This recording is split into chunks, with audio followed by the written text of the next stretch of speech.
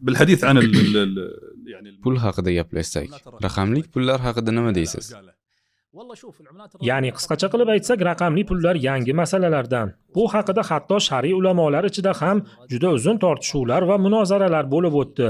Chunki bu yangi narsa, undan qo'rqish bor. Yana bu markaziy boshqaruvga bo'ysunmaydi. Yana bu ishni orqasida bo'lgan kishilar haqida xalqaro xavotirlar ham bor.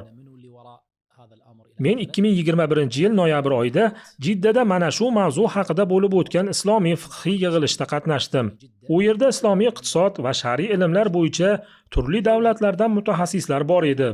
U yerda keskin qismlarga ajralishdi. Bir qism bunga qarshi bo'ldi. Ular bu raqamli pullarning salbiy taraflarini, uning tez o'zgarishini, u haqqinga garantiya bo'la olmaydi, uni soxtalashtirish mumkin kabi gaplarni zikr qilishdi.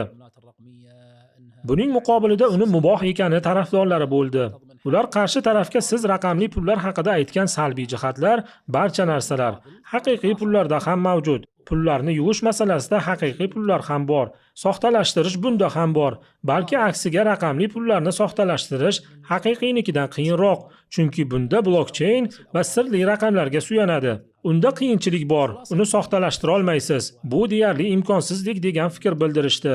Mening fikrimning xulosasi va bu fatvo kabi olinmaydi.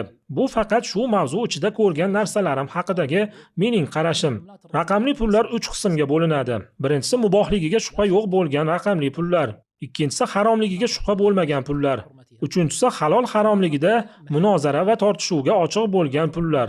Mubohligida shubha bo'lmagan pullar ular haqiqiy pullarni tamsil qilgan, ya'ni ularning o'rnini bosayotgan pullardir. Masalan, USDT. U ham raqamli pul, lekin uni raqamli dollar ham deyish mumkin. Buning holati dollarning holati bilan bir xil.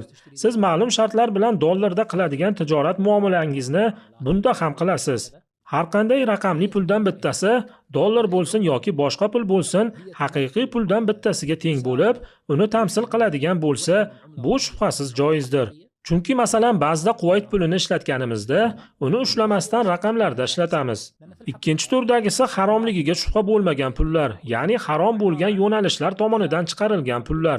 Ya'ni masalan ba'zi pullarni kazinolar chiqaradi, ba'zilari bilan qimor o'ynaladi. Ya'ni bular shariatga zid bo'lgan jihatlar. Buning haromligida shubha yo'q. Bizda uchinchi tur qolyapti. Ya'ni u haqiqiy pullarni tamsil qilmaydigan va haromga xizmat qiladigan toifalar tarafidan ham chiqarilmaydi.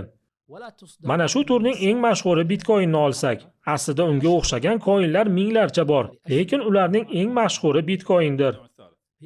Alloh bilguvchiroq, bundagi asl mubohligidir, asl joizligi. Va men islomiy fiqhiy yig'ilishda shu o'zimni fikrimni aytdim. Men bundagi asl joizligidir. Biz uni harom deya olmaymiz. Bizda usulda qoida bor. Muomalalardagi asl halollikdir. To uni harom qiladigan dalil kelsa, keyin harom deyiladi. Agar bir davlat bu yerda xilof ish ketayotganini yoki chegaradan o'tib ketish borligini ko'rsa, har bir davlat o'zi zararli deb ko'rgan narsasini man qilishi yoki uni ma'lum chegaralar bilan cheklashi mumkin. Lekin hech qanday mone va zarar bo'lmas ekan, har kim o'ziga mas'ul bo'ladi. U yerda narxlarni o'ynashi bo'lsa ham, har kim o'ziga javob beradi. Masalan, bir kishi o'zi rozi bo'lib, turli xil xatari bo'lgan tijoratga kirayotgan bo'lsa, biz uni harom deya olmaymiz. U o'zi rozi bo'lib bu tahlikaga kirmoqchi bo'lyapti. Uni o'z holiga qo'ying. Oqibatda u o'z ishlariga mas'uldir. Demak, har kim tahlikaga o'zi javob beradi. Ha, albatta, uning o'zining ixtiyori. Biz unda tahlika bor deb harom desak bo'lmaydi.